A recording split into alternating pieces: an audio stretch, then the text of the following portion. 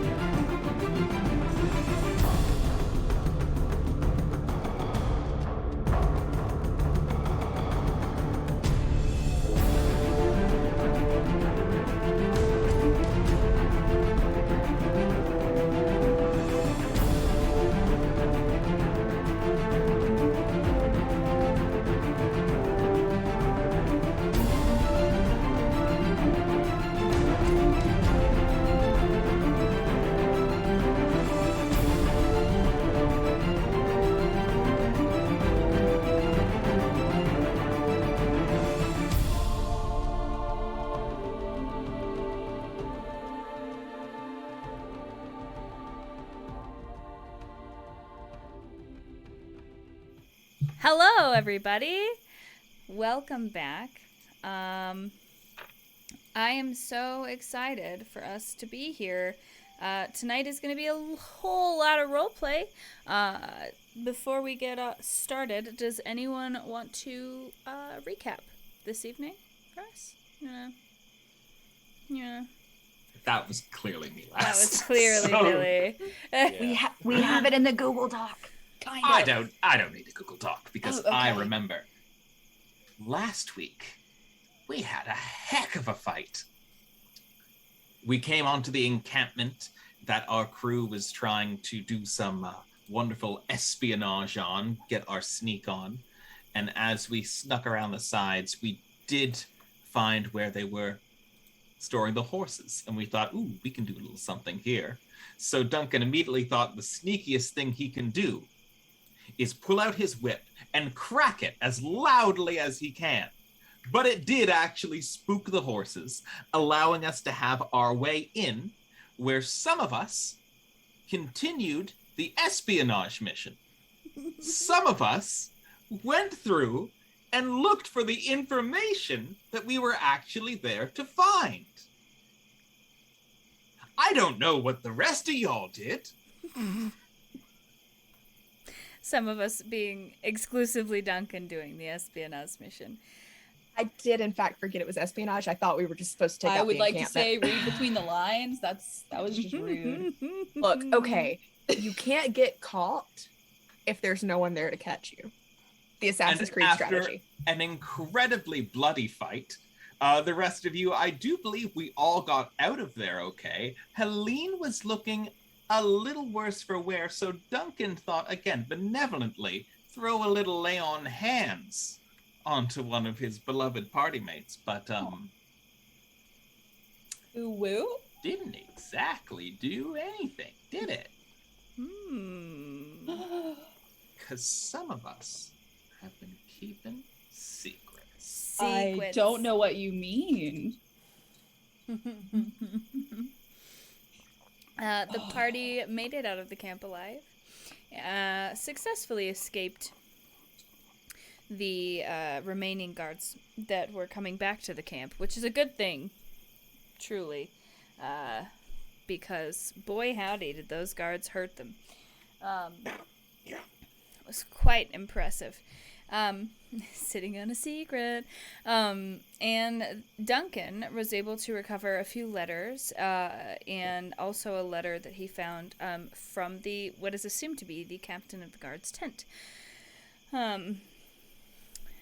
We find our party sort of haphazardly sitting in a small outcropping in the woods. Out of breath, bloody, except for Duncan. And just sitting in the night air, trying to recover from this harrowing journey that they had. How do you just kick it off for us?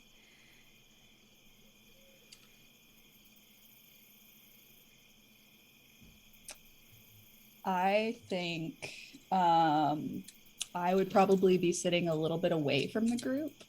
Like, not trying to be obvious about it, but obviously, well, there is a little bit of a distance, and she's just kind of like playing with like her jewelry, trying to be like, okay, like I'm here, it's fine. I'm here, I'm alive, I'm fine. And if anybody's like listening in, they can probably hear her saying that. My passive perception's an 11, so no, you're safe. I think Duncan would be paying a bit more attention to Helene after our encounter. Can't imagine why. Yeah. Interesting. Yeah, you absolutely hear this. Antrell, what are you thinking on right now? Antrell is heaving, breathing rather heavily, because that's the first time in a while he's taken that much damage. I'm pretty sure some arrows might have gotten stuck in some of his appendages. Yeah. So there's he's trying to tend to them a little bit, and all at the same time while he's trying to tend to them, he's also like trying to mimic his draw, because he's never missed like that before, and he's also quite disappointed in himself for not, eliminating the threat sooner. So That's fair. Duncan, you have all the letters. Do you want to go over them on your own, or do you want to share them with the class? Yeah, I think at the very least, if I'm able to get the duffel bag back from Prince. He doesn't really want to give it back, but like he acknowledges that he probably, like, he's like sitting there and you go to reach for it and he's sort of like, All right. I think maybe I exchange like a ration for. Yes, he will take food in exchange for the duffel. Okay, so I do a lovely ration swap with him, and maybe if we're taking a little moment of calm here, maybe not to fully go over them, but to at least start organizing the papers, sort of see which ones would be strategically relevant, which more look like personal documents. Okay, perfect. So, you're able to discern pretty quickly that you've got the one letter that looks like an official sort of update document from Captain Elaine Hargrave to someone titled Captain Fodgrout Flinstead. And it's on very like official paperwork, like it's on like a crisp parchment that has like a stamp on it. The other three letters that you were able to liberate, they seem to be more personal letters, more either received to the encampment or being prepared to be sent out from the encampment, that kind of thing. So you have one official document that looks like what you were looking for, and then you have three other letters that were that look like personal letters probably from the guards who were at the encampment or to them. Okay, if it's just that many then, and not necessarily like a duffel bag's worth of paper ephemera, I probably would take this moment to at least sort of to skim and read them. Okay. As we are sitting here. Which one would you start with? I think the official one. The official one? I think the official one is I know that's not as juicy, but it's what strategically we do. No, that makes a lot of sense. So with the official one, the penmanship is very pristine. It's very clear and very well written.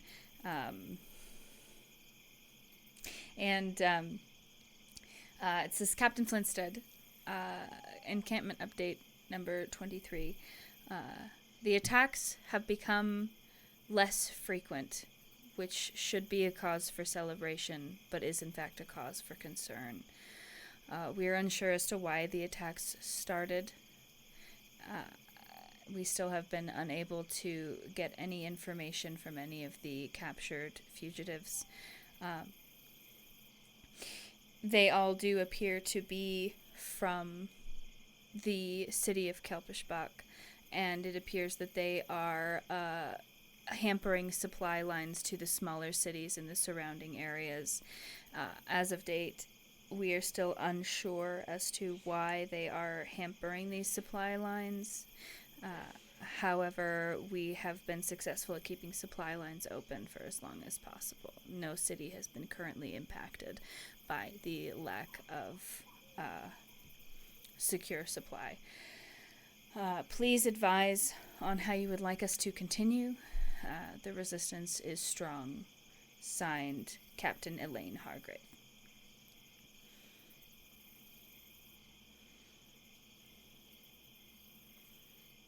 Captain Elaine Hargrave. No, I'm thinking of Captain May Hawkforce. Nope.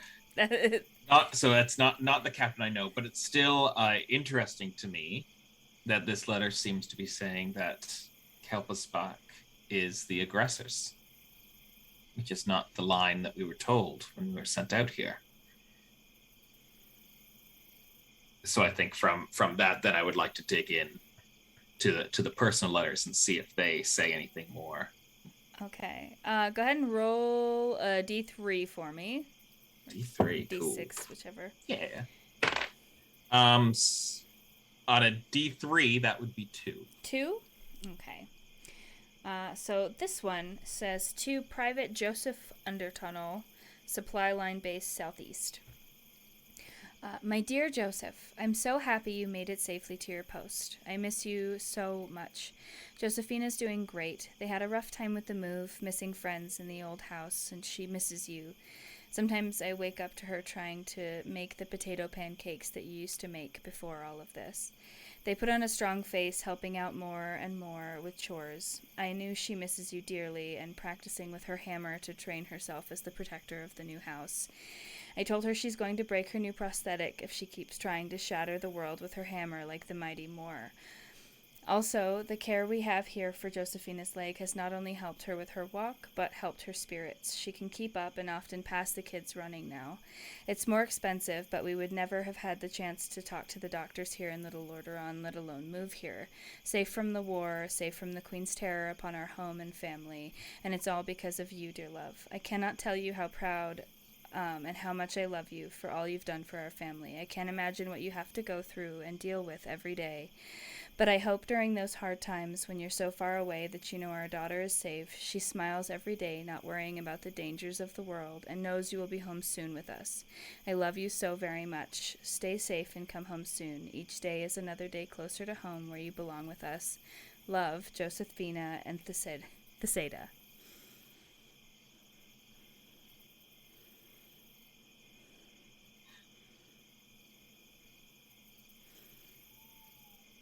And just without explicitly reading them, are the other 2 letters much the same? So they're similar. So there's one that's to a private Samuel Lionbrow from his family, it looks like, and then there's one that is titled to Rebecca Copperbottom, Little Lordaeron Copper Bakery number 2. So it looks like it's from one of the guards in the encampment to their family at home, but it was never sent.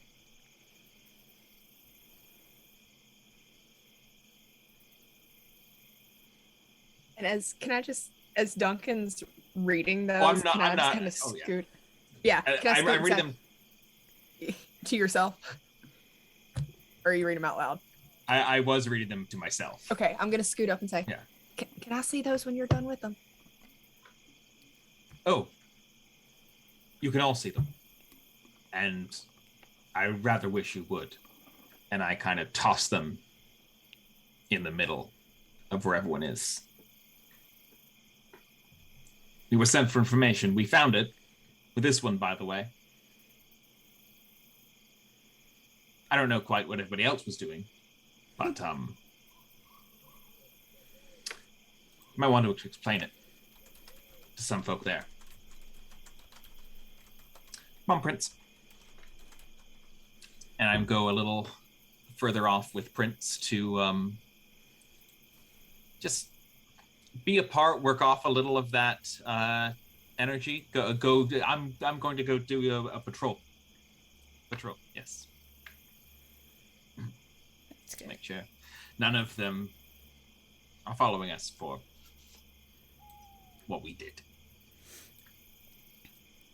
And I'm just holding the letter that he just dropped, and Kai just starts shaking. There are two others. Did you want to read the other ones, or did you want to... I'll grab one of them. Okay. Roll me basically 50-50. Okay. Oh my god, I don't have my dice, so I have to use an app. Okay. I got a 1. A 1. Okay, so with the 1, that is to Private Samuel Lionbrow, supply line base southeast. Dear Samuel, I hope this letter gets to you safely and that you're safe and you're okay. Do you need anything? Your mom and I just got settled into the new farm. It's us and 2 other families. We're set up to work a patch of land for the effort, and there's lots to do, but it's worth being safe from the war. Plus, it's nice working again, keeping the mind and hands busy. Please tell us if you need anything. I've heard what they feed soldiers nowadays. Do you want your mom to send you some of her gutbuster cornbread? No matter how far you are, you know that Mom's gutbust can last 3 winters before going bad. Do you need me to make you a blanket or warm clothes? We might not have much, but we can always find ways to bring a little piece of home to you if you need it. We're so proud of you for volunteering to keep our home safe and our family safe. We love and miss you. Please write back and let us know you're okay. We love you, and we are so, so proud of you. Love, Mom and Dad. P.S. Mom's sending 2 loaves of gut bust, one for you and the other for any new friends that you've made. I'll have started like reading it out loud, and then once I kind of realize the content of it, I'll just like drop it and put my hand on the back of Kai and just give her a squeeze and be like,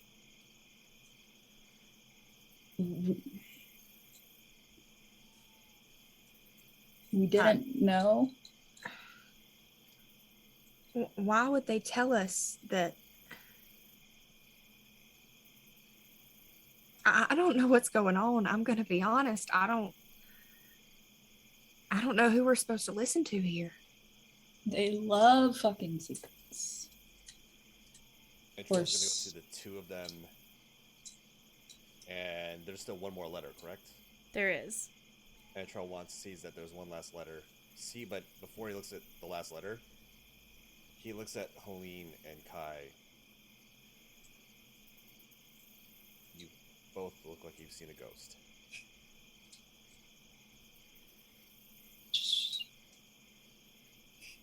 I'm sure you'll figure it out if you read that letter.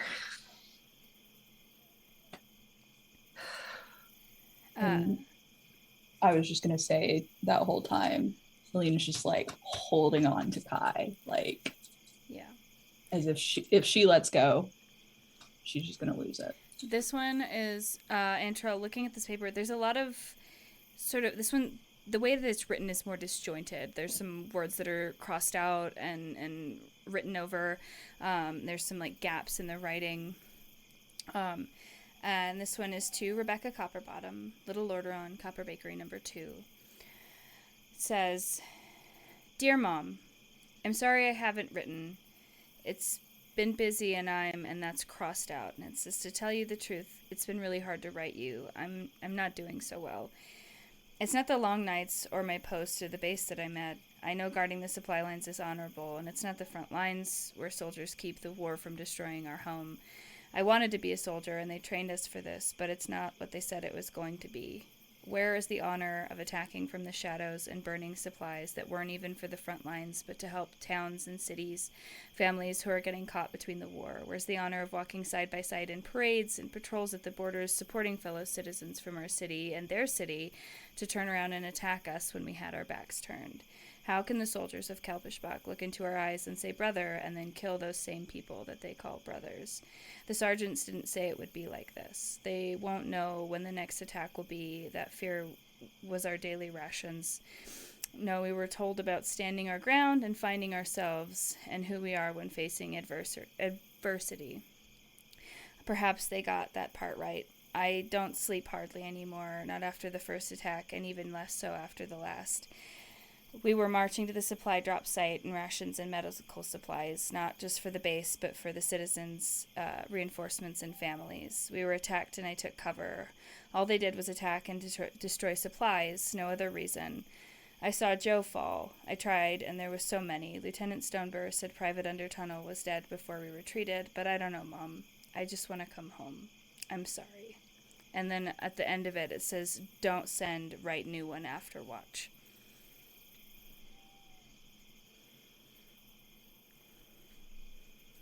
Frozen.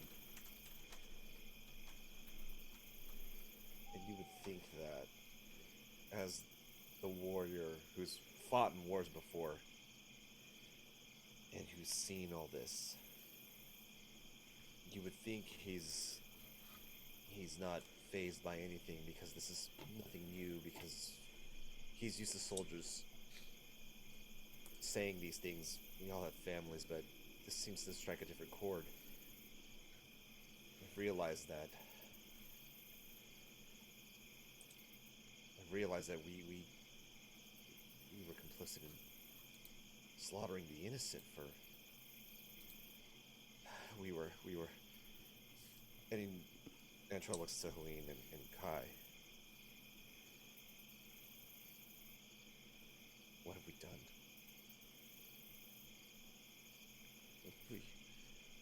This is it.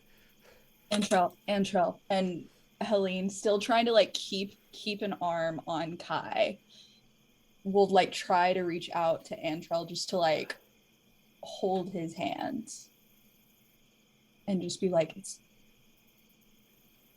just focus on the here and now. I don't know why we were misled, but we'll figure it out. But we can't let it consume us. We're supposed to be fighting for the little guy. We're supposed to be creating a better world. We're supposed to be.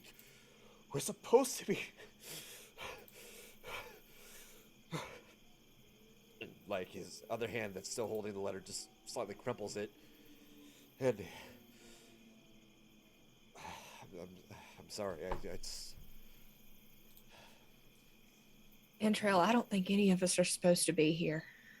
I don't think it's a matter of supposed to be at this point. I think it's just...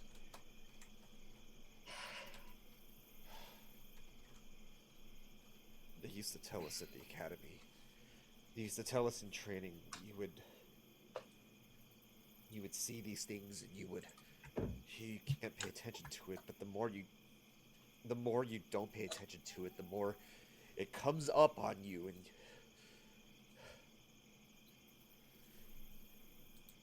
he looks over at Helene and Kai. Not another one. Not another one.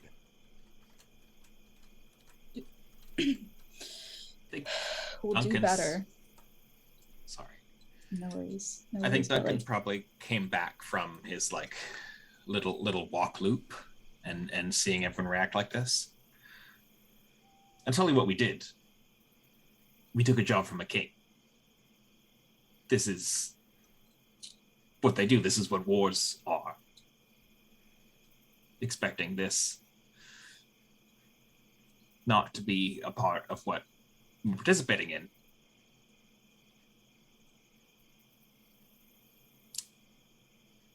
You can either take part in this or you can go and leave. This is society. These are countries.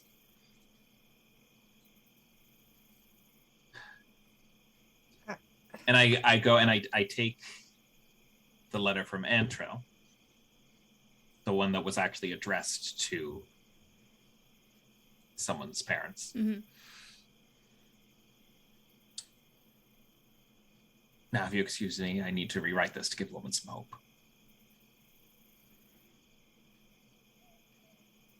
Intro, we missed that. Sorry. What do you mean, rewrite?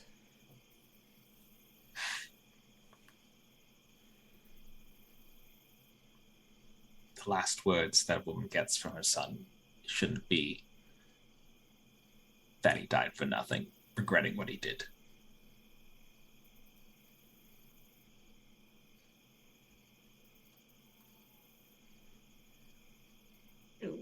We gotta find some way to make this right. Like, we can't just move on. We gotta, I don't know.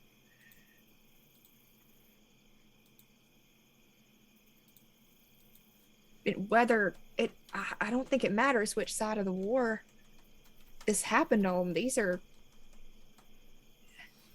I didn't think about the fact that they're just doing their jobs. Whether they're right or wrong, they're defending their homeland. So what do we do? Are you? We need to find out what's actually going on. I don't think we're going to get that. No, I know we're not going to get the answers from the people back home. We've got that side already. That's the society that you've been living in. That's the stories that you've been told already. This is just the other side of that. So we don't go home. Home, then where do we go? We go On to the this run? side. No, we go to this side and we see what they're going through.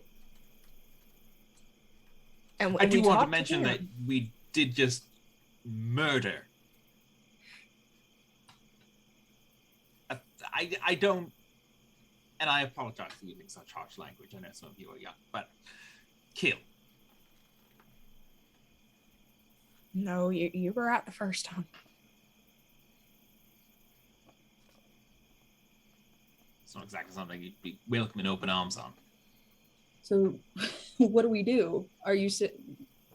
We can't go there because they won't accept us, because just fucking slaughter them.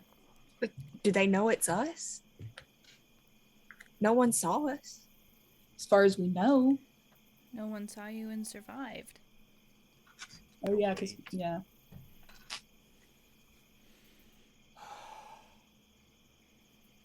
So you want to go in there and just look them right in the eyes and say, "Oh, hello." Not there. I have no idea. Sorry, I didn't mean to interrupt you, Duncan.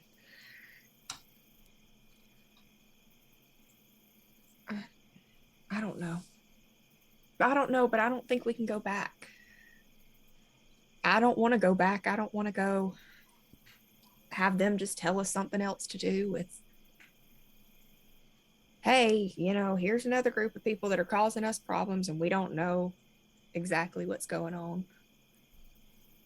Upon Kai saying that, Helene's just gonna she's already pale, but just gonna go even paler. just stand up and walk off into the woods. Prince, Okay. go with him. Can I send Prince to go? Yeah, I will allow that with an animal handling check with advantage, please. Okay. First roll of the night. Yay. No pressure. I'm not even taking notes. I'm just sad. So will that's why be... Dice Maiden gave us a nat one. Come on. This Ooh. is what's my animal 2 handling nat bonus? ones. Right? It is a 17 plus -1 for 16. Yeah, so Prince like looks at you and then looks at Helene, and he does like a little bit of a whine, like that little sad dog noise, and then he gets up and he pads off. And you notice that since the mood of the small camp that you guys have has gone down, Prince has been very calm, and he walks up to Helene and he sort of just puts his nose up in the palm of her hand and then like rubs his head through the palm of her hand so that her hand is resting between his ears. And once Prince and I are a little bit away from the camp where like I'm pretty sure the rest of them can't see me, I'll just kind of collapse to the ground, like put my arms around Prince and just crying into his fur, and just like sort of while I'm doing that, like saying a prayer over and over, and then just like sort of questioning, like, I was given a second chance and this is what I did with it. This just And sobbing. while you're sobbing into his fur, he sort of tucks his head over the side of your shoulder. So while your head is buried in his fur, his head rests sort of on your shoulder and back, and you feel the weight of him. You know, he's a golden retriever. He's a solid 50, 60-pound dog. And he sort of puts that pressure on you. And you get the sense that this creature loves you unconditionally.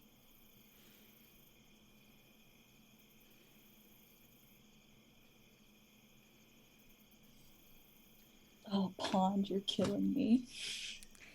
So I don't want to labor this point where if you talk about that you can't go back or anything, but Teddy's still missing in Kelpasbach. Fuck. And I apologize for any of you who had a sense of nationalistic loyalty, but that's what this has been about for me.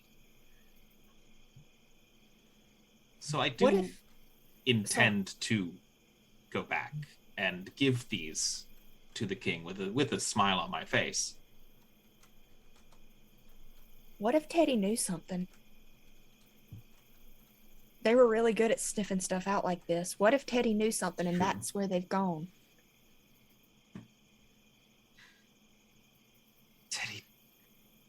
Teddy did get into a lot of trouble, didn't they? Roll a history check for me, Duncan, with advantage. That is not as good, but it is history. It's a +1, so that's going to be a 12. Teddy wasn't from your city. The home that you shared. Teddy was a half-elf, but Teddy wasn't just a half-elf, half-human. Teddy was a half-elf, half-dwarf. And a lot of the names on these letters are dwarven. And the people who appeared to be kidnapping the princess also appeared to be dwarven.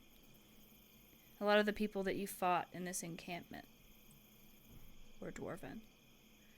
There were some humans in there as well, but a lot of dwarven names.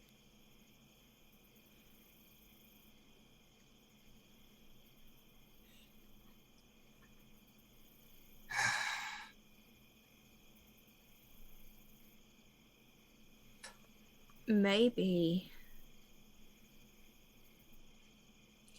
what's best is we go back, we go along with this as best we can, and we use that to find out what actually happened. If we got to go get back to Kelpisbach, then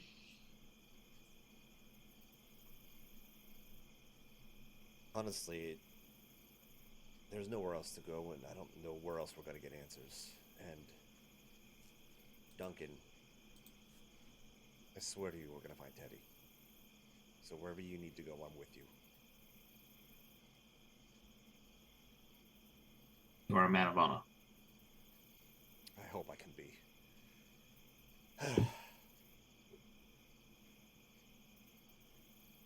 And Antral is going to look in the direction that Helene and Prince went. How far did she travel? How far out did you go, Helene?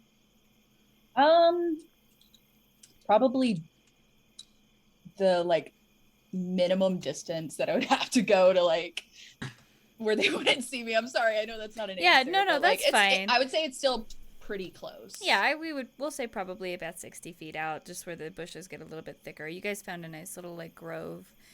Hi, Duncan.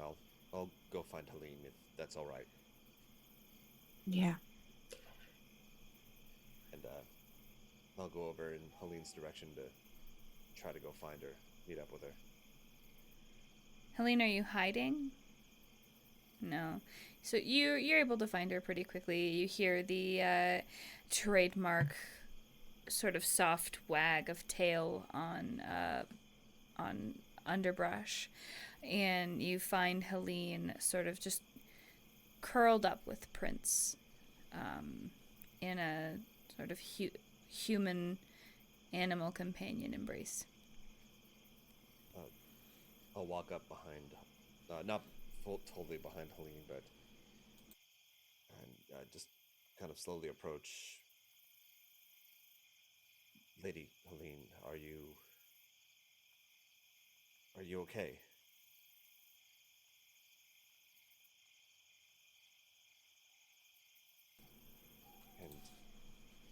And not hearing a response, he's going to circle around so that he can actually face her and try to check. And I'll actually kneel down to try to get a better look. Lady Helene. Yes, I'm fine.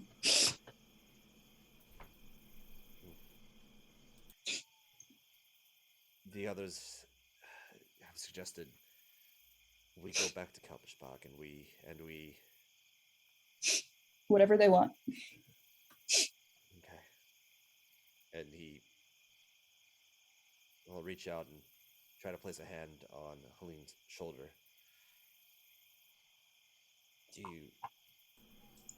Would you like a longer moment, or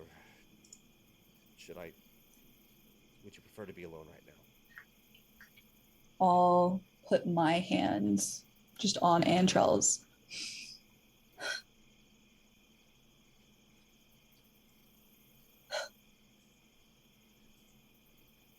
We're going to do better, aren't we?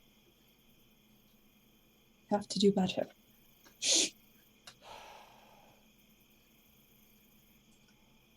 I know we will, Lady Helene.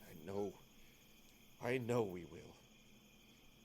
This I swear to you, we will do better. And I swear to you. And I'll kind of, using Antrel's hand, kind of climb up. I'll definitely stand up alongside Helene and just make sure that we're all set, ready. The others are waiting, but take whatever time you need. Okay? And Entro will look to Prince and smile at the little guy, the big guy, and say, "And you, Prince, you've been protecting all of us, haven't you?" He just very softly, so as not to interrupt Helene's hug, you see the little body movement of him, just sort of happy boy wiggling. Like he understands exactly what you're saying. Helena, I'll take my leave now. I'll, Take whatever time you need. I'll come with you. Are you sure? I'm sure. All right, let's go then. Is it still dark outside? Oh yeah, it's absolutely like this. It's late. It's probably around 3 a.m. at this point. 3 a.m. Must be lonely. Had to sneak some jokes in after all of that emotional trauma. Of course. Helene, as you're getting up, Prince sneaks a little blip on your face. Thank you. Thank you, darling. All right. Let's go do better. Let's. And we'll return to the team. So, my question for the party is, are you going to rest before you begin your journey back? You all took quite a smashing, except for Duncan. Not only physically, but now mentally and emotionally as well. You're pretty confident that you're far enough away from the encampment that if you were to rest, you would... There's no roads or trails in this area. You sort of just wandered into the woods until you felt like you were safe enough away. You haven't heard anything like patrols or footfall. It's just been you and the sounds of the forest. Real quick, while those two are gone, just very quickly with Duncan. Yes. Kai looks at him and goes, Duncan, you said when we were back in Kelpishbach that Teddy ran away. Why are you... When I said that might be where they went, you're so concerned about getting back to Kelpishbach and finding Teddy.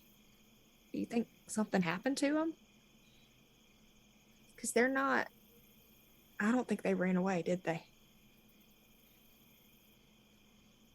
No, I don't think they did.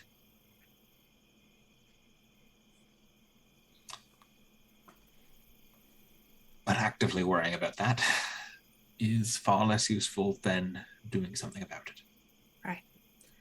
I just wanted to make sure we were on the same page about that. I won't mention it, but it's a good thing to know. That's it. I just need to... No, that's perfect. If the rest of you want to take a rest, I'm feeling pretty fresh. I can sit up. I wouldn't mind.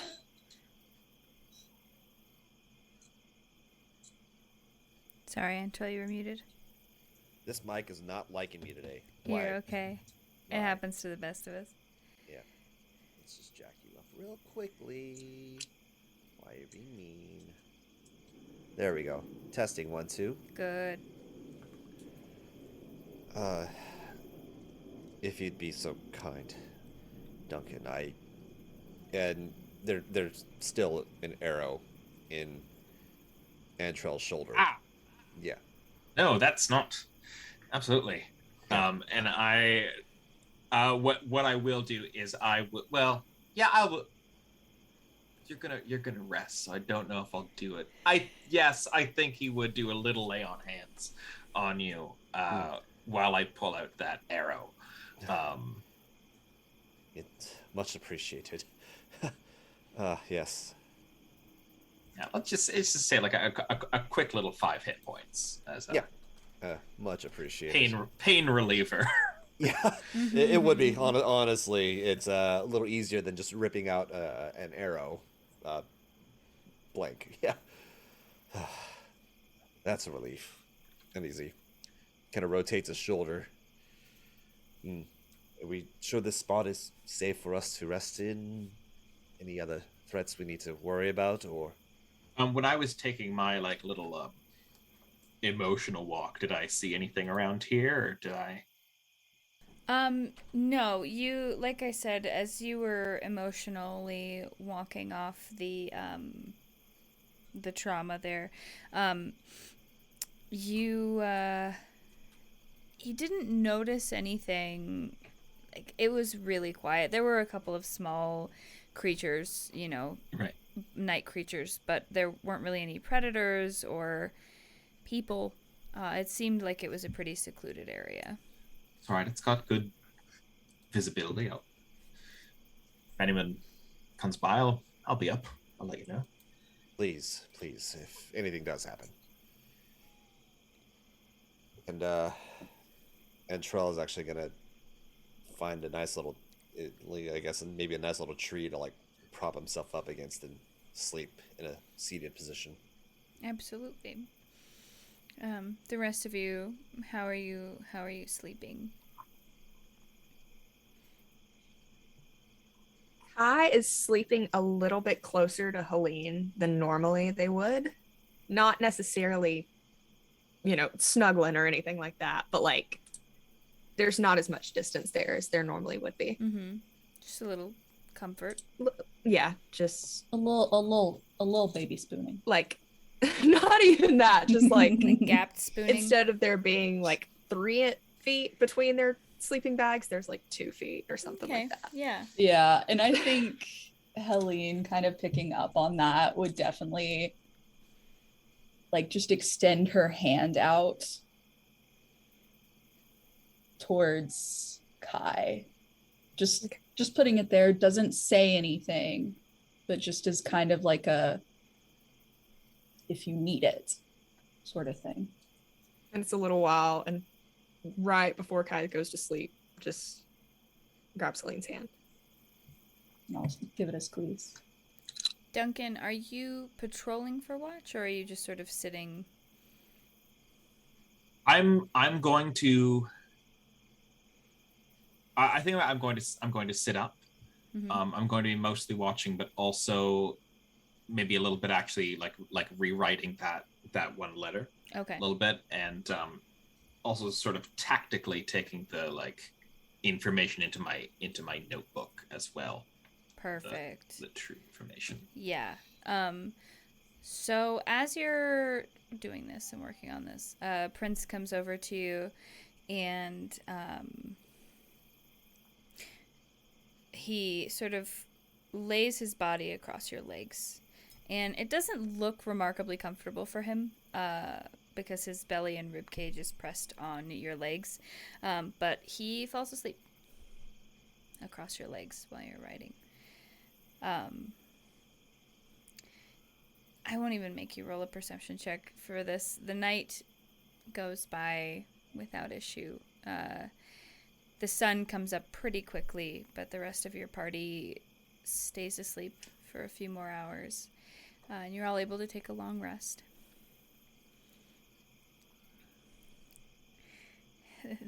Thank you, God. Hallelujah. Oh, what a relief. Shit hurted, my God. You guys got really messed up.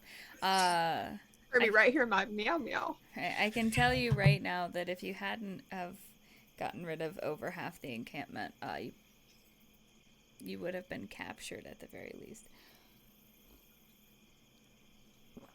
But you stay up, rewrite this letter to this person's family.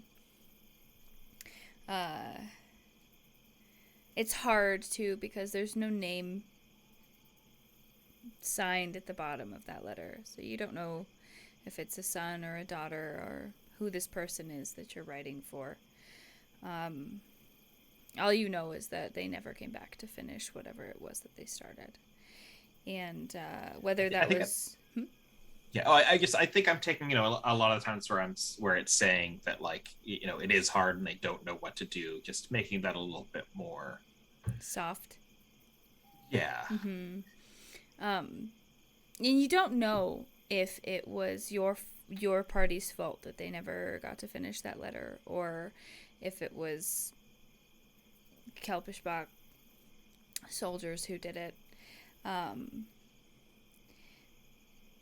but it's Might just be that I took the letter and he's coming back to finish it later. right. Yeah, maybe. Hopefully, that's what we hope for. But the night passes. It's not. They died. The night passes.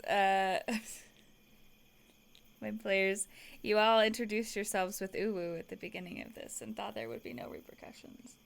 Hey, you I love regret nothing. us. I regret nothing.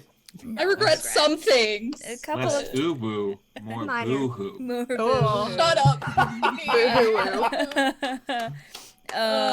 to Boo-hoo. our Well regularly played. scheduled chaos. I have to hurt your guys' feelings a little bit.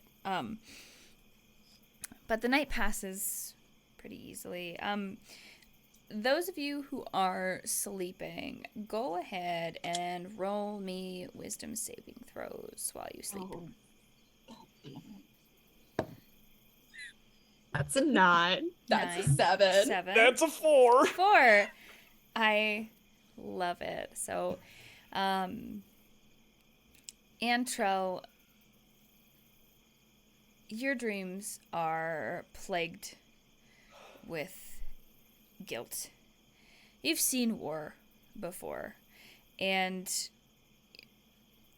you know what it looks like from your perspective. But up until now, it's like you'd never thought about it from the other side. And you have, although you get a full rest, you wake up tired still. Like your emotions haven't had a chance to rest. Kaiseris, you're a librarian. You are a farmer. And you feel so lost in your dreams. You keep questioning over and over, and your dream is like, what am I even doing here? And as you sort of find yourself in this empty pool of darkness, wondering why I'm here, your mother's rapier appears before you, just sort of glowing in this ethereal, dreamlike light. And as the glow sort of washes over you, although you're not comforted for your actions, you feel comforted knowing that your mother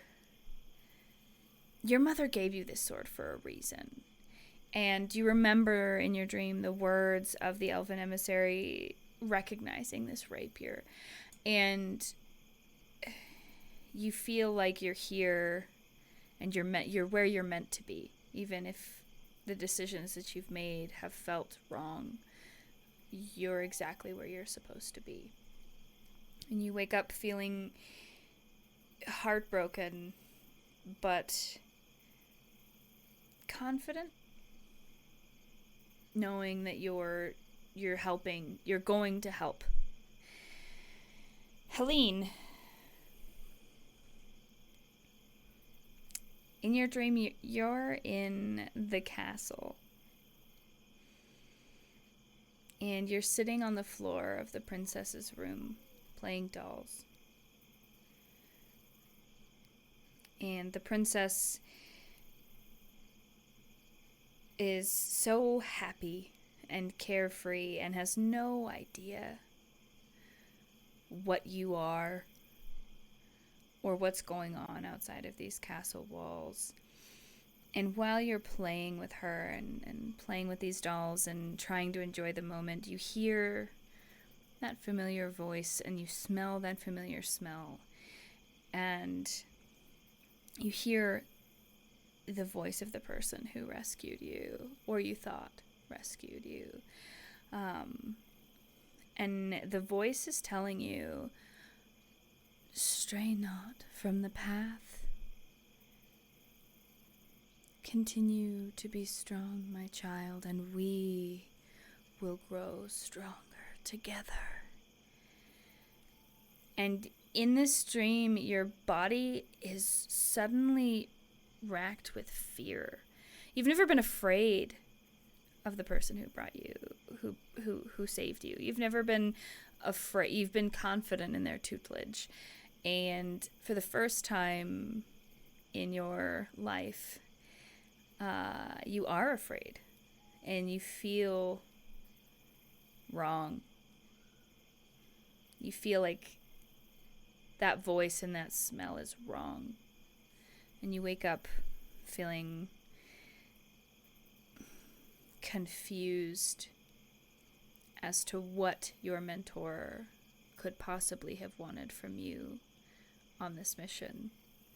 And if what they wanted was something that you wanted as well. Duncan doesn't sleep, so he has no dreams, but he also takes 1 point of exhaustion.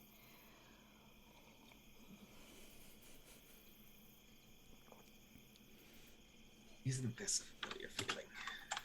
Emotional damage. Emotional damage. Everybody after this session gets a cookie and a hug. Thank you. And a good job. Thank you, Pond. You're welcome. Thank you, Pond. If you need a hug, just look at my mug that I got from TJ Maxx that says front on it. Why does it say front? Mm-hmm. I don't know. But it was That's on the $4. outside. There's So you wake up. It's a little bit later in the day. Duncan, do you wake them up or do you let them wake up naturally? I think I let them wake up naturally. I understand they've had a hard night. You know, it seems more of a shock to them that it was like this, whereas for Duncan it was more of a confirmation of things he already understood of the world.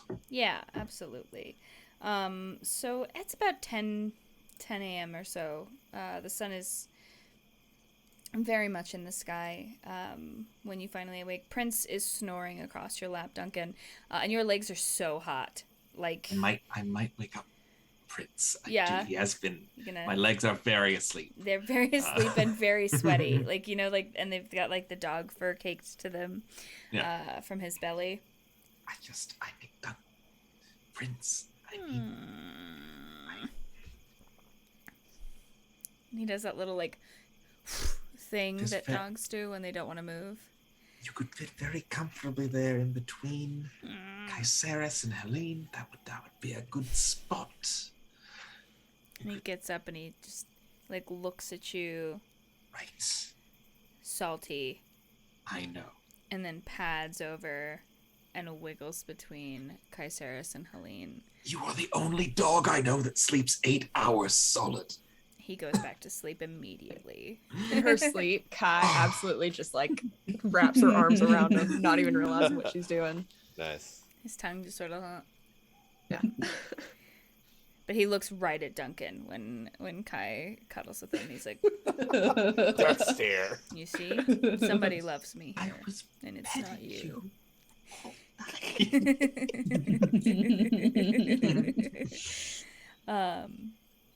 And everyone awakes feeling physically healthier. And you're able to head back if you so choose. How will you be trying to make your way back to the road? Very good question. I don't suppose we are able to call our friend, are we? Or I think he requires the road. He at least requires a snack, which I don't know if we can quite provide right now. So we're walking it then. How far of a walk is it back to Kelpish-Bot? Oh boy. It's quite a ways. So it was a 3-day drive with Shep. Right. Shep Eldritch being Shep wagon ride. Which y'all aren't really 100% certain how actually fast that thing goes because you never looked out the windows while it's moving. I refuse to. Yeah. It's terrifying. You don't want to. Prince didn't even put his head out the window while it was moving. Like he No, was that's just not like, advised. No. Yeah. no, thank you. So it was a 3-day ship ride, so you can assume that it would be on foot, traveling at a average travel pace, at least, we'll say, it's at least a week, but you're not 100% certain if it would be longer than that. We can get to some sort of city. We can get transportation back to Yeah, we need to get to a road. So, We'll have to walk some of this. so let's get to a road and then figure out the direction from there. Sounds like the best Right. bet. Yeah. To break the tension, Oh no. if anything. No, I'm just gonna roll a quick dexterity saving throw to stand up since my legs are asleep. Yes, please. Yes. I got a 9. A 9. So Yeah. you're confident that your legs are going to hold you. Yeah. And you get up and you don't realize the extent of the numbness. Like, have you ever sat on one leg for so long that it's so numb that there's not even pins and needles, right? And then you stand up and you immediately just sort of flop over because your leg's like, what am I doing? Both of It's your that legs. scene in Kill Bill where you're Right. just like, move your Yeah. toe. Yes. Wiggle your toe. That is So Duncan just stands up and in- face plants. immediately. And Prince doesn't even come over to you. He just like sits next to Kai, and he's like, Kai, Yeah, I think you have a dog. I do have a dog. Like, what just happened to you? Oh, Fine. keep it No. down. It's just legs asleep. No, it's not even magic. Just don't worry. This is just Just twist your ankle Ah, clockwise. right. They say that helps. you hear in the back of your mind, God's just like, if you roll your neck to the left and right, it should restore blood flow. Really? Is that a thing? That's what I'm always told, but it's never worked for me. I got excited for a minute. I have poor circulation. That's Yeah. very exciting news for me. Try it. Apparently, if you roll your neck like this, it's supposed to help. see, we educate on this show. Yeah, Right? education Education. and emotional trauma wrapped into one. What more could you want? What more could you want? There's also some comedy. Also, if you're watching this show for the first time, usually these guys are very chaotic. And so I had to really just put on my serious cap for a minute and remind them that they are in a subterfuge and intrigue campaign. What? That's what we signed up for? They did. They did sign up. I let them know ahead of time this would be political intrigue and subterfuge. This is a very special episode, as they used to call it. It's a Okay. very Yeah. special episode. This is the special, the mid-season special. So you're all able to get up, Duncan. It takes you a couple of tries, and you're still a little wobbly, but you get there. Eventually, Prince does sort of come over to you and like nudge your leg, but then quickly goes back over to Kaiser. Like, he's just letting you know he still loves you, but he's mad that you kicked him off his legs. He was very comfy, and he is offended. He's also my only way of role playing with you guys right now, so I have to take advantage of it when I we can. love you, Pond. Yes. I feel like there's just so many clips of me being a dog at this point.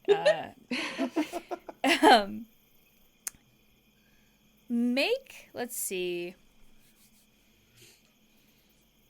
Let's do a group survival roll Oh. Uh-oh. to see. Uh-oh. Hi, guys. This is gonna be to see if you can determine which direction you went from the camp, and where in relation that would be to a road. Be a And what- 7. What point of exhaustion I'm doing this at disadvantage, right? Yes, that is correct. Oh, I was gonna say, I'm using D&D Beyond Dice. They didn't even roll; it just slid across the screen. Yeah, the algorithm is bad right now. I'm not using them. Hello. I got a 2. 7, 8, 9 total. I've got a lucky number 13. Okay. Thank you, Umbral Oculus. 22. Dirty 20. Oh, wow. Hey. Whew. I didn't love set you, the Umbral DC Oculus. super high, but without that dirty 20, y'all would not have hit it, I tell you what. I starts walking the opposite direction. No, Kinda. cut, We walk cut, back into the cut. camp. Yeah. So with a total of 42, the answer to life, universe, and everything, you're able to sort of discern that you ran away from the camp in a sort of like northeastern direction. The road is, you'll probably cross it if you continue, but you'd have to continue in a northwestern direction. So you need to head west to get back to the main road that you came in on. Due west would be best to get back fastest. But you could head northwest or some variant of that and probably cross back with the road. If you remember, going slightly too far north will land you probably around the Wisp territory, but it's daytime, so you'll probably be okay. We'd be crossing through that. Oh. I will let someone who is more well versed in the outdoors lead and decide. Are any of us? I think you are the well. I mean, I have a +5 nature, but like that doesn't mean I'm good at outdoors. right. You I- just know shit. You've Look, read, if we you've were read a few on books. if we were on the sea, I would be in my element. But this is land we're talking about here. So who wants to lead? I can lead? Question mark. the way back.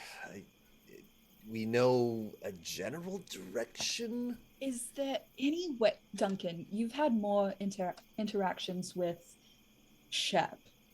Is there any way we could pay him after the fact? I don't know how he would eat the snacks during the voyage Oh, if we yeah. paid him after. Do we have rations? Did I he have- take rations. Yeah. He doesn't like taking rations. Okay, so we are walking. Okay. Fair. mean- All right.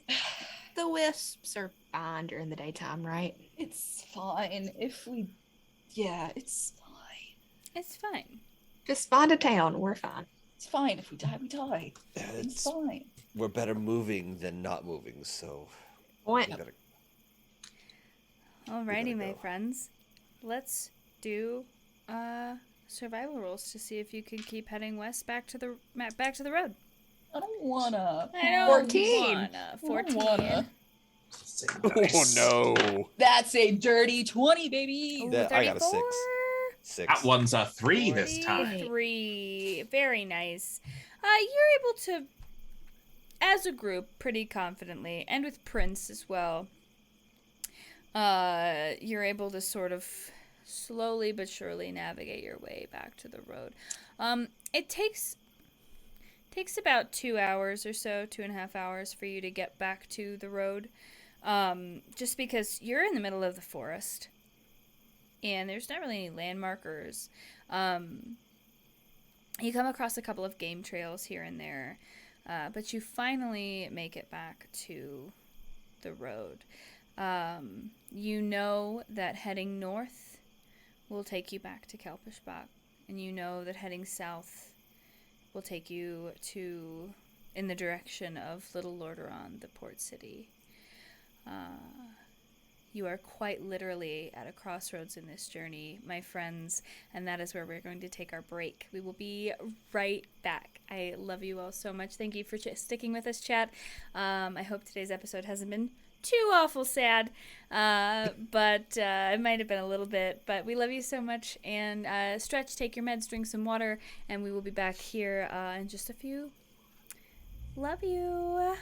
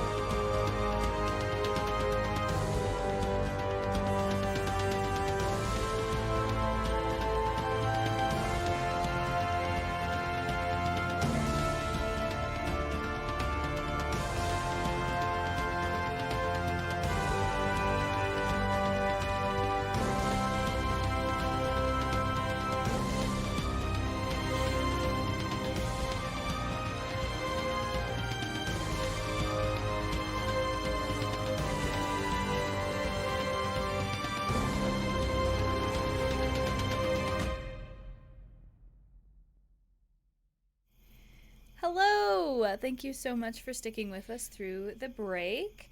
I hope you all got some snackies, got some water, took your medicine, all the good stuff, did some stretching.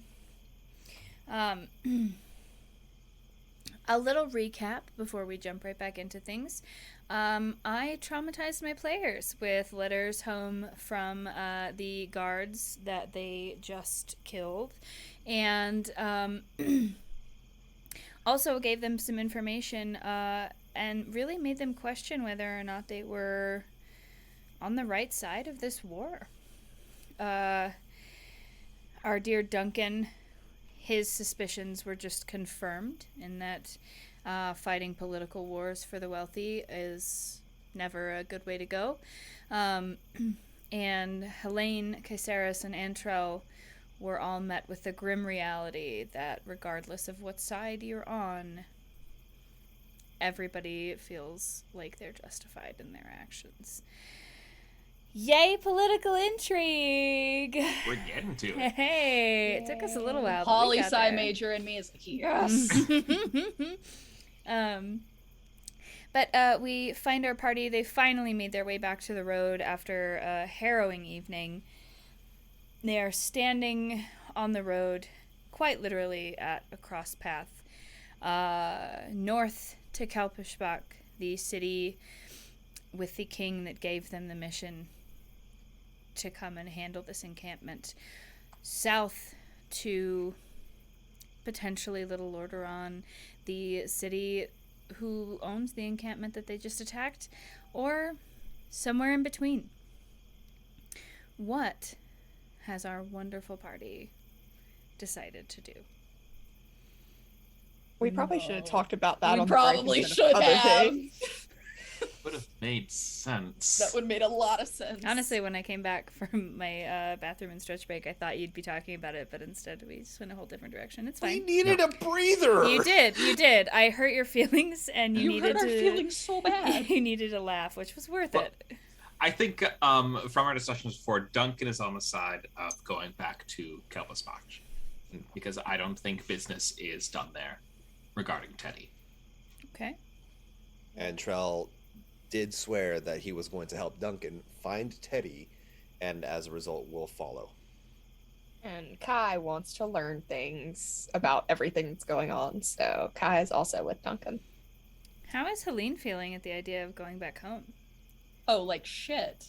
Like, she's like, yeah, I mean, like, she's following, but you can tell that, like, it's just weighing on her. Like walking is difficult just because of everything. Yeah. Absolutely. You begin your journey. It's, let's see, around 12:30, 1 p.m. in the afternoon. It's decently warm out, but not overwhelmingly so. Let me change this over to daytime forest music instead of nighttime forest music. Everyone, go ahead and roll me perception checks. Oh no. Oh no. What? Oh no, no, That's no, a no, four. 4, okay. 18. 18, very nice. 17. A 3. A 3 and a 17. So Antrell and Kai, as you're walking along this road, from behind you, you hear a horse hooves and sort of the creaking of wagon wheels. It sounds like it's pretty far back on the road. Occasionally you'll hear, a small voice, but you can't make out what they're saying. But it sounds like the horse hooves and the wagon wheels are coming in this direction. In your direction. Y'all hear that? Yeah, I've what? heard. What? Is that a wagon? Sounds like it's. I think we may have found us a ride into town if we can hitchhike this. Okay. Either way, I suggest we get out of the way off the road. Yeah, let's at least get to the side. So Right. Yes. we're either going to ask for a ride or hop a ride. So, What amount of time to choose? are you going to try God. and hide in the bushes off the side of the road, or just sort of make way for the wagon that's coming on? I don't want to hide. I'm just kind of making way for it. Okay. Indeed, same. All right. Okay. Cool. The two sneaky people are like, alright. All right. So- Guess I won't roll a stealth check. I mean, you y'all can hide. Eh. So it takes a little while for the wagon to catch up to you, but probably about 20 minutes or so, but it becomes increasingly louder. And as you look back, you see it's just a simple sort of covered wagon, nothing fancy like the automated wagon that you're used to. There's sort of two mules that are leading this wagon, and there's one person sitting in the chair, and it looks like a sort of converted supply wagon. Like, you can tell that the canvas covering the top of it isn't quite professionally applied. It looks a little bit ragged. And sitting in the seat is a dwarven woman. And as she approaches you, she goes, "Oh, hello there." Hello. Ah, Lovely day. Hello. Hello. It's quite lovely outside. What are you doing on the roads? Are you from the encampment? no, we're just traveling to Kelpishbot. Yeah. Oh, dangerous times to be going to that place. Absolutely. You discovered any trouble here on the roads? I've heard they're having trouble both ways in the supply lines. Oh, haven't had much trouble myself, but, just got on. Only been travelling for a day or two. It's much safer, closer to Little Lordaeron. Right. More of a soldier presence. Are you headed away from Little Lordaeron? You're headed. I'm headed a bit north. Not quite as far as Kelpishbach. That's a bit out of my league, But just heading up towards a refugee encampment. I've got some food and some supplies and, other items in the back of my cart. I know it's been a lot of attacks both ways here on this road. If you need any sort of protection in exchange for a ride, I think that's part of. Oh. If you don't mind a couple of hop-alongs, even in the back. Generally I don't mind. I'm just a little bit concerned safety. I've got a lot of very, very precious cargo in the back here that's got to make it where it's going. What's sending you to Kelpishbach, if you don't mind me asking? Family. Well, Family. Go ahead and roll me a deception check. Now we're all like, yeah. good, right? I was feeling cocky till I remembered that point of exhaustion. Yeah. No. Oh god. no. You rolled a nat one, Billy. didn't you? I did not. All right. Okay. He rolls it. With my modifier, it's an 11. An 11. You're It's real not lucky. bad. So she sort of looks at you. Family's tough business to be in these days. I'll split between the cities. If you promise to mind your manners and be kind, you can hop on in the back here if anybody wants. There's not enough room for all four of you back there, but one of you can sit up with me if you'd like.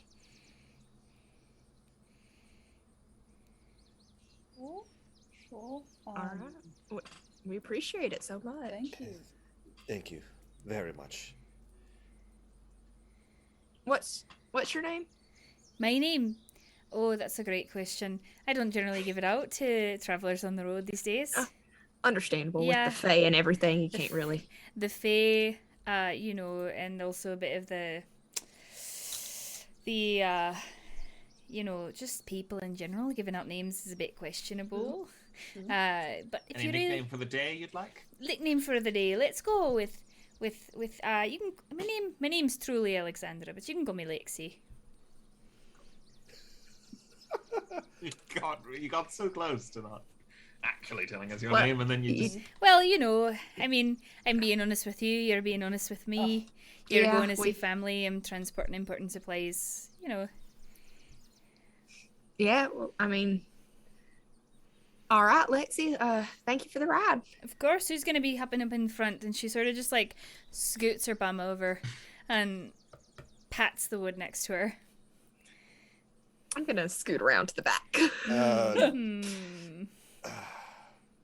That makes and Charles gonna be like, "Oh, Kai, perhaps I'll accompany you to the back." And he starts, yeah. Oh boy. Yeah, yes, Gonna come down to the two liars in the group. Which one of you is gonna sit with me? Oh God. You look like a lovely young gentleman. Why don't you come sit up front with me? Very perceptive. I was the one talking to you, so It's that does true. actually seem a little... That seems right. What's your name? You know mine.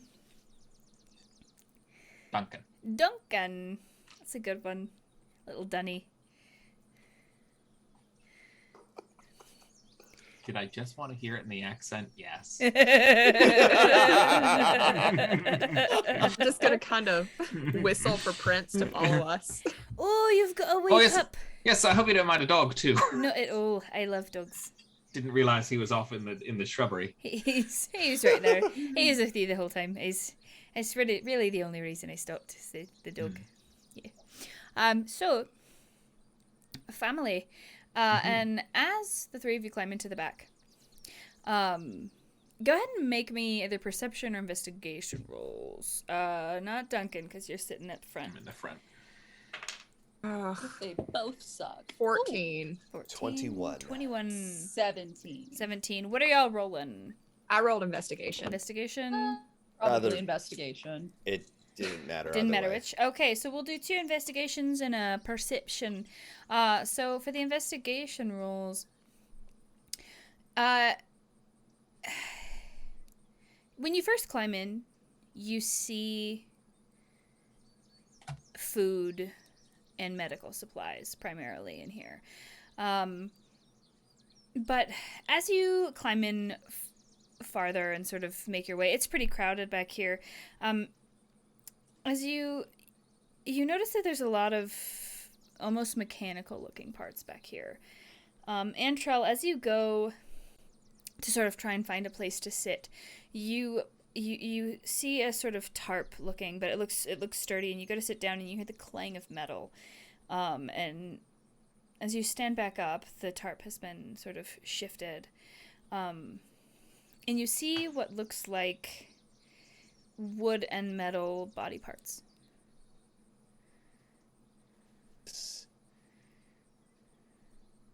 And Entrell, I will look over to Helene and Caceres, kind of give a glance, but not like, I'm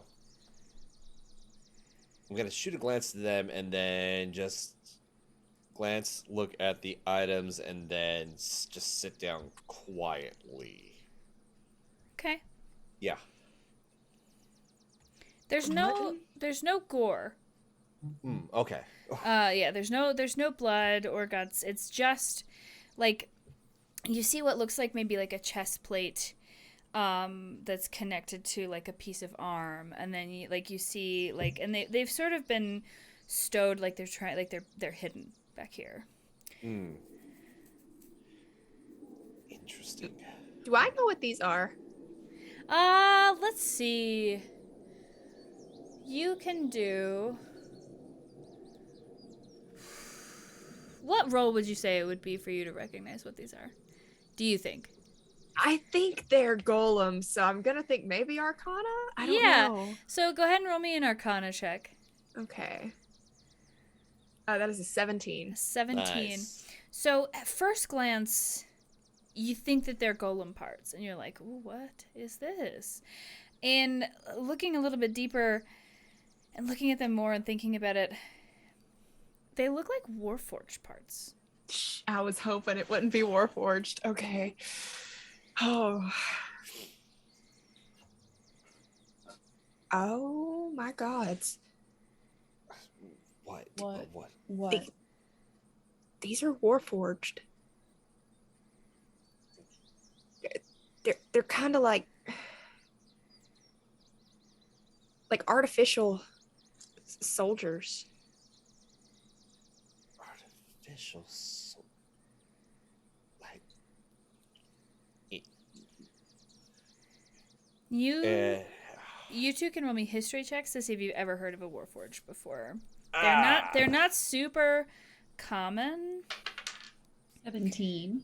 15. 17, 15. Duh, there's only 2 of you rolling. My brain was like, there's a third number I'm waiting for. So for the 17 and 15, you've vaguely heard of them before. Like, you've heard, but it's always been sort of like rumored. It's been rumored that they are being used sort of on both sides of the war across the sea between the Elven Queen and the actual Dwarven Kingdom, and that they're being used on both sides of the war to try and even things out between the two of them. The dwarves were the start, and then the Elven Queen started sort of pulling from their resources, from what you know. But you've never met one. You've never encountered one. You don't know. And this applies to Caceres as well. You've read about Warforged, but you've never encountered one before.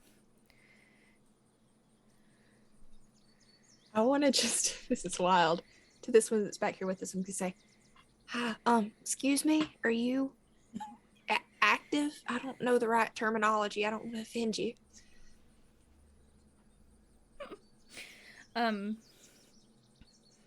There's no movement, no response. Okay. Is that what typically goes on? Do you typically? Oh, I don't know. I've never met one. Oh. Antrell is going to tap Oh, God. the Warforged. It's real? It's alive. I just thought those were sort of stories, to be honest. Right, like just rumors about. Yeah. I think. Duncan, what is your passive perception? My passive perception is, I believe, 7. 7. I love that. Oh no, sorry, it's not 8. It's 10 plus a perception. Yeah, 10 right? plus your Oh. perception. Then it's 9. 9. oh, that's so 9. much better. Yeah, Okay. way better. Lexi's is a little bit higher, and so she's guiding the mules on in the front. We have the 3 of you have your sort of tap session going on in the back.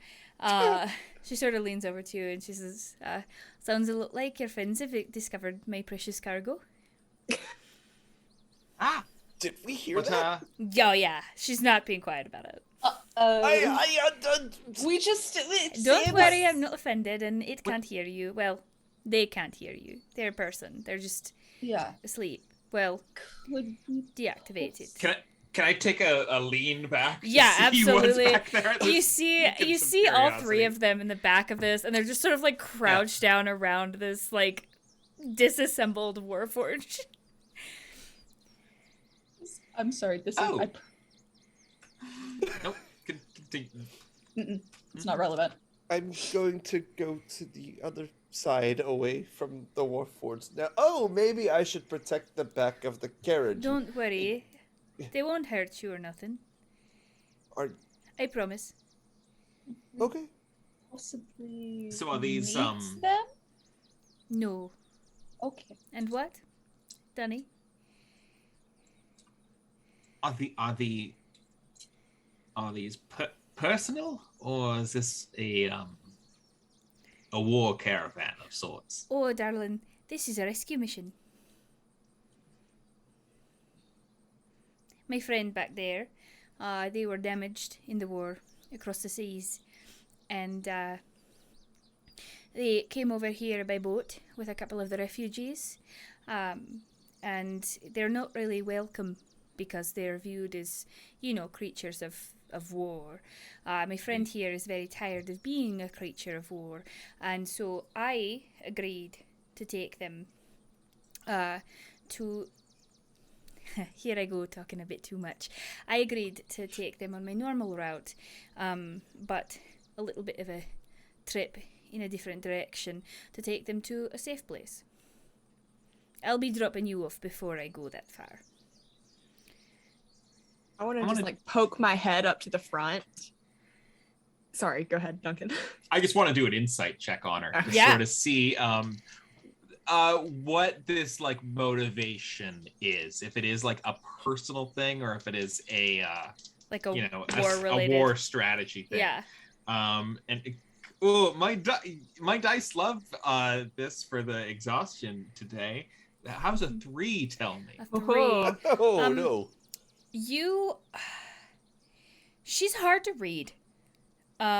Because she seems so forthcoming at first, Right. but then it's like she's holding certain things back. But you don't get a war sense from this woman. Everything else in her cart is food and medical supplies. And it's just one woman by herself with a cart. There's no guards. There's no insignias. Just her. So do they need to be put back together, or? That's why you can't say hello. They're deactivated at the moment. See, one of the problems is that their core was damaged, and they were a bit defunct when they came. And because of the defunctness especially, we found it might be easier to sort of shut them down for a little while, and then transfer them to the safe haven and have the people at the safe haven really put them back together, so to speak. It's said that they're supposed to be able to do that and have the supplies to be able to fix my friend's core there. Right. Would they mind if I took a look? I'm not going to touch anything. I'm not going to mess with anything. Can I just Oh, please. take a closer look? You can take a look. Just please don't damage anything. No. I wouldn't dream of it. They were quite beat up at first. What's their name? They haven't been able to tell me. That was one of the problems with their cores. We met back in Little Orderon at the docks, and everyone was a little bit afraid, as this big lumbering beast came off the ship. But I said hello, and they waved back at me. And that was sort of history. We became friends. It's hard when your friend can't talk to you, but, I knew what I needed to do. Yeah, all right. And I want to go back and just kind of check this thing out. I don't want to be invasive or anything like that. Just... Yeah, of course. Do you want to do like an arcana or like an investigation, or do you just want to like poke around? We'll do arcana. Kind of see if I can figure out how this thing works. Okay. What makes it tick? Was there anything? Oh, good. 7. 7. Okay, so while you're sort of trying to see if you can make this tick, is there anything Antrell, Helene, or Duncan would like to do or say? Yeah, when you are going to go over and see what makes it tick, I'm gonna go over. I mean, Kai, but before you do that, and I cast Shield of Faith on you. Yeah. There. I love that. Okay. Sure. I'm just you don't know.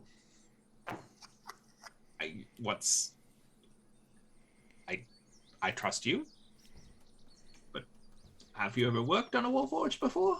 Oh, absolutely not. I'm not working Right. on it. I just want to check it out. Right. I turn back. Good use of a spell.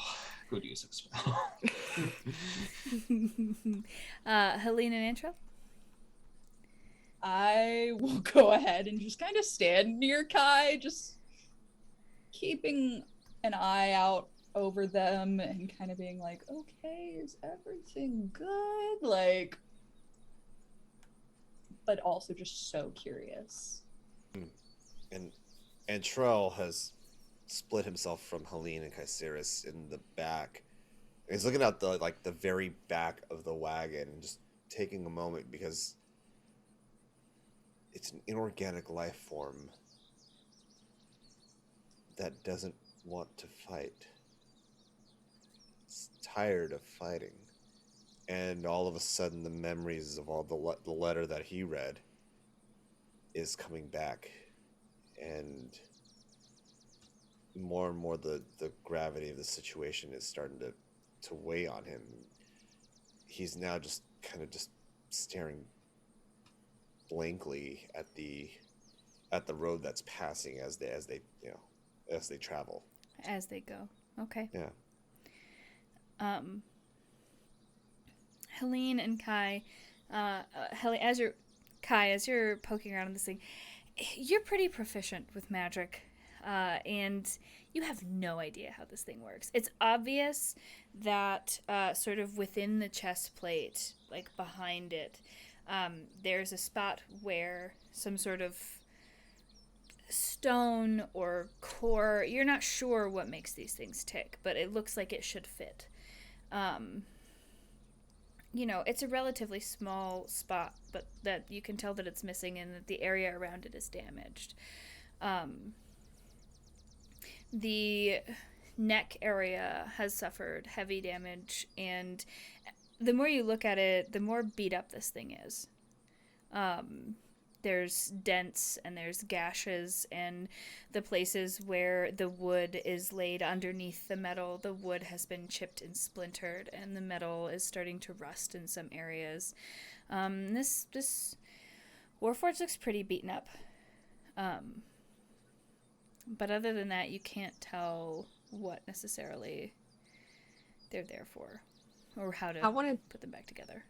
I want to take out my little journal that I keep with me and just kind of sketch out a rough diagram of it, if I can. So, oh no, I was going to say, this is fascinating. So, Dunny, you're not gonna say anything to your family in Gelbishbuck, are you? About my little friend here.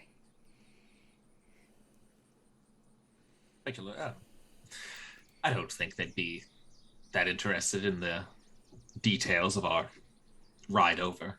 I'm glad to hear that, because I've heard much to the contrary, and my main job is keeping this little bean safe. Little bean. They're like 7 feet tall when they're standing upright, but What were you gonna say, my friend?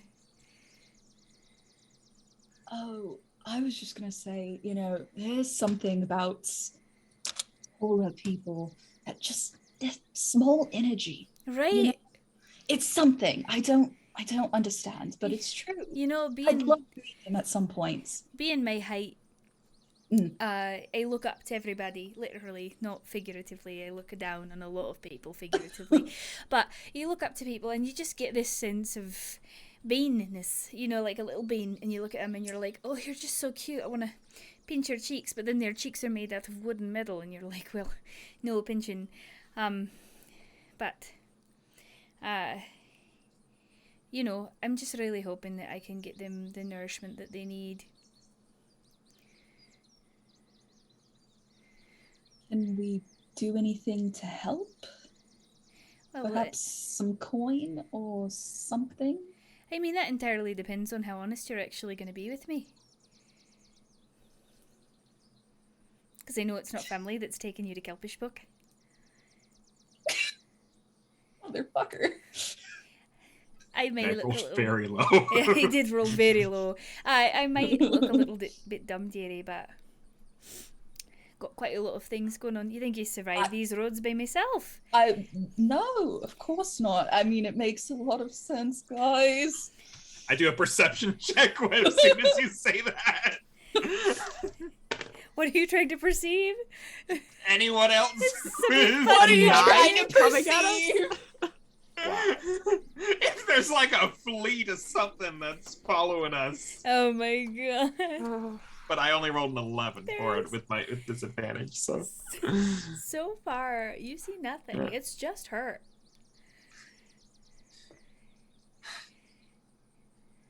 well, if I can be honest, Please.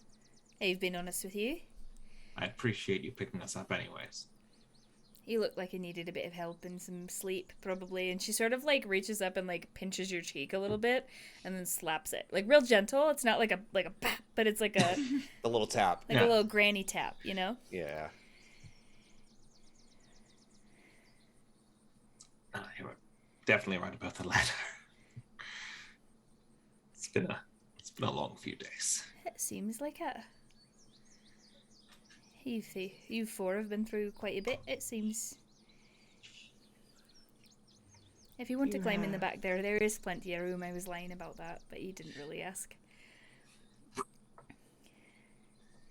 I also understand the need for company, but It, I am it's nice. rather exhausted. If anyone would like to take my place up Please. here. I can. Yeah, let's switch out. Thank you. Yep. Oh god. You, my dear, pale as a grave. Do you Who need wants to some- switch? Duncan's like back. Like actually Yeah, says about that. that. It's like, okay. A Yeah, I don't get out much. working for royalty will do that to you. Excuse me? You've got the look to you, sweetheart. You've got the nice clothes, but it's not quite royal. Oh, yes. Not exactly travelling clothes, you know.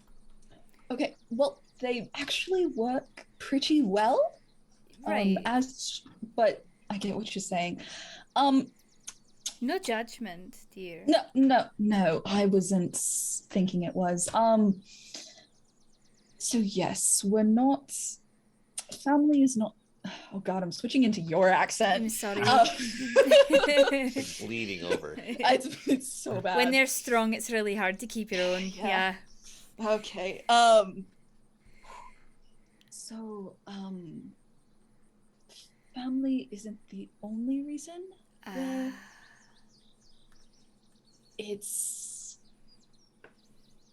We have some unfinished business Mm. regarding family that we're trying to make right. So do you understand what I mean? I do. Trying to make wrong things right, and she sort of just gestures at the not currently active Warforged in the back of her wagon. It's not right, the things that the war has done to these people. And they are a people. Mm. Do you know? Mm. He probably shouldn't be telling you this, but I'm going to tell you anyway, because I feel like I should Okay. trust you for some reason. Thank you. There's a group of them, the Warforged, that have escaped. Made their way over here looking for safety. That's where we're going.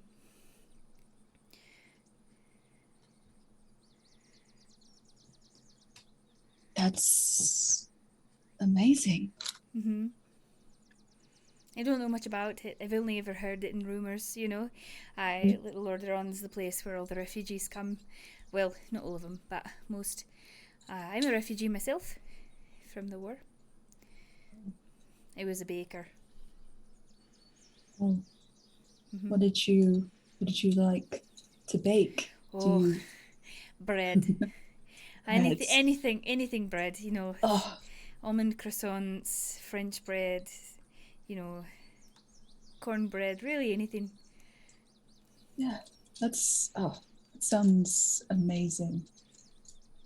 Absolutely amazing. I'm sorry. It's all right. It's not. I'm You gonna don't have to- poke. Oh, sorry. Yeah. No, go ahead. I'm gonna poke my head back up and say, "Did you have a bakery in Little Lordaeron?" Did I? Goodness, child. What are you, psychic? What? You did? I mean, I might have. Perhaps. I heard that there's a really good bakery there, is why I asked. Oh, That was run by a dwarven woman. So dwarven bacon, some of the best. Not bacon like oink oink bacon, but you know, bacon like you put it in the oven and. right. What was it called? Oh, don't worry about it too much. It was a bit of time ago, and you know, bygones be bygones. That life is gone. But here we are, and on the road we be. Yeah. You can roll an insight check if you. Yeah, would like thank to. you. Yeah. Anyone who's still conscious, Duncan, are you sleeping? I'm yeah, asleep. like on Prince. Yeah. Prince is Right. like, yeah, this is good. A 5? 5. Okay. As I'm desperately trying to figure out how my camera works. Yeah, that's a 5. I got an 18. Oh, thank I God. am very curious. There is an intense sadness to her voice that you miss if you're not listening for it. That's all I'm giving you. Kind of upon that realization, kind of upon hearing that, I'll place my hand on hers. Oh. She's just surprised at the touch. Yeah. I don't know how, and I don't know when. But I do swear to you this. We will get you back to your bakery. Oh. We will. I don't know how. And she sort of like looks away from you for a second and very softly pulls her hand from yours. And she goes, "Darling, I sold that bakery. By this cart. You know, I got tired of not helping, really helping with the efforts. And so I was delivering supplies to one of the encampments before. But then I met them. I'm not sure who they are. And they just reminded me of someone who needed help and didn't get it. So I decided it was time for me to really put my foot down and join the effort. And now we're headed to a place that I don't know, in a world that I don't know, and trying to save a life the best that we can." It's quite admirable. Your friend back there, the quiet one, does he need some? Do you need something, darling? Are you all right? Oh, sorry. It was something you mentioned as I kind of make my way towards the front of the carriage. This Warforged, you mentioned it was tired of fighting? Tired of the war. I never thought, something of this was even... I had no idea it was real, let alone that it could tire of war. Is that true? Well, I don't know, truly, if it's true. I've never really met any of them before, which, if I'm being honest, I'm a little bit nervous about heading to a camp that's all of them, with a mostly dead one in the back of my wagon. But I know what war does to people, and I know that these are people, and that they deserve as much love and respect as everybody else does, and the care that they have gotten has not been enough. And you look like you need some more care too. And she sort of reaches into her pack and she pulls out this little paper, like wax paper bundle, and she sort of passes it back to you, and she goes, "That right there, that is my famous gut-busting cornbread, and it keeps for months, but dear, it will make you feel so much better. I promise. And to take the gut-busting cornbread, and there's the in that moment, Antrell's hand feels like it weighs about 1,000 pounds, because this is first sign of kindness and it's coming from a dwarf, and he can't bear to say what he's done to her. All I can just say, like, weekly is thank you.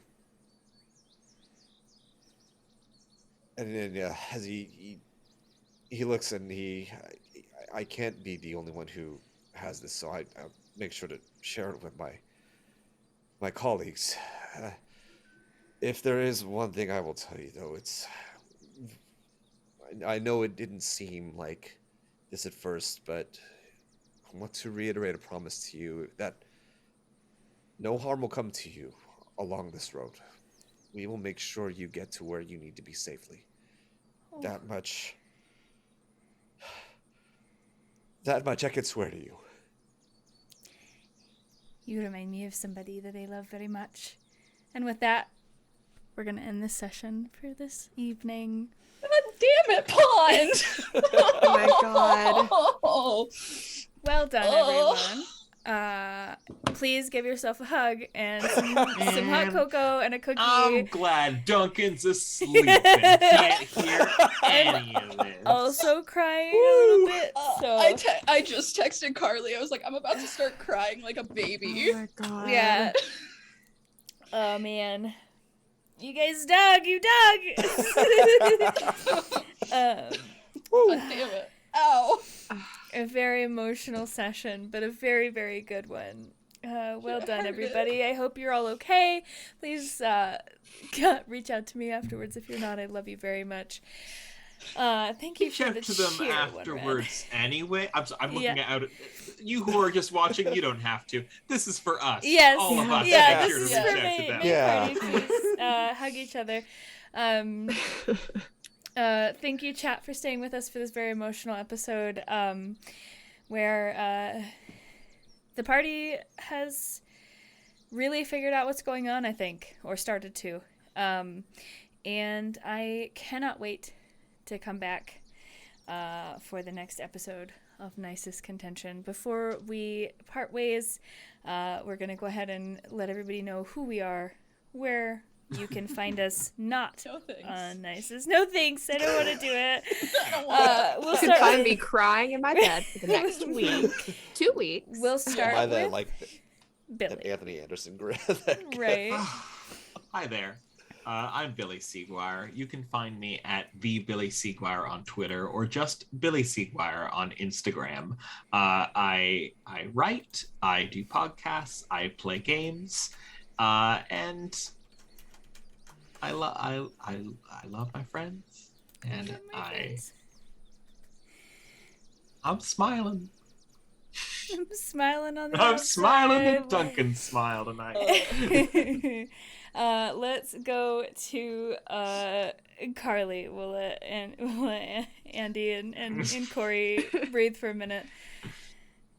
Hello, I'm Carly. I was Kyceris, and you can find me at Carlybug on everything. CRLYBUG. I think I spelled that right. I don't even know. And yeah, you can also find me here on Saturdays in March, playing one of the Disaster Twins with Corey and Deep Breath. It's the anime D&D supplement that Jay is writing. It's very cool, very fun. Yeah, there might be another stream that I'm doing on my channel at some point. I don't know. We got to talk about it, but yeah. I love that so much. Let's go over to Corey. Hello, I am heartbroken. But you can call me Corey. You can find me on Twitter at lovedays_, where I will be crying about this for a while. Goddamn puns and all of you guys are so amazing. Yeah. I do shit, I guess. I don't know. I broke my party, you guys, and I'm Yeah. so I love you all sorry. dearly. I have missed you. I miss you too. And last but certainly not least, Andy. What is up, everyone? I am Andrew J. Alandy. You can find me Twitter and Instagram at Andrew J. Alandy, or my Twitch channel, twitch.tv/Duralath. We've been streaming Street Fighter 3 and Hades, and we're again looking to add more games as the schedule opens up. When I'm not on Nysis on the alternating Wednesdays, you can find me twitch.tv/that_D'Angelo playing in the Tayar campaign. So definitely worth the support. Other than that, again, it's been an honor and a pleasure. And again, thank you all for hanging with us and enjoying this lovely ride that we're all on. So I love you all. This wonderful emotional ride. I am your game master for this evening. My name is Pond. I go by Pond Plays on my social media. You can find me here every other Wednesday where I run this wonderful game for these wonderful people, and I promise we're not usually this sad. But, no guarantees, because we're getting into the meat and bones of the campaign here. And you can find me on Monday nights over on Feywild and Out, where I run another game. You can find me on Tuesday nights starting in April over on Architect Loom, where I play a game. You can find me every second Wednesday of the month over on Blackwater D&D, where this next month we are going to be finishing our Brothers Grimm mini campaign. As always, I love you all so much. Thank you again, chat, for sticking with us. We're going to be raiding into somebody, so stick with us there. And again, please give yourself a hug, eat a cookie, or some other sort of comforting something. Wrap yourself in a warm blankie, take your meds, drink some water, and have a beautiful Wednesday night. We love you.